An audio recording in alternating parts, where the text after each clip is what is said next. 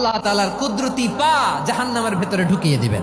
জাহান্নামের সবচাইতে হালকা আযাব হলো ওই ব্যক্তির আযাব যার পায়ে দুটো জাহান্নামের আগুনের জুতা পুড়িয়ে দেয়া হবে। ওই আগুনের উত্তাপে তার মাথার মগজগুলো ভাতের মারের মতো টপ টপ টপ টপ করে বেয়ে বেয়ে পড়বে।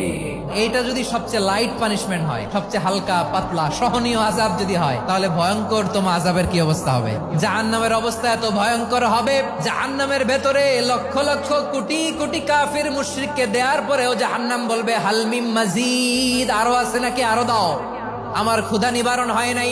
জাহান্নামে তো উত্তপ্ত হবে, জ্বলন্ত হবে, ভয়ঙ্কর হবে। জাহান্নামের এক অংশ আরেক অংশকে খেয়ে ফেলবে। আল্লাহু আকবার।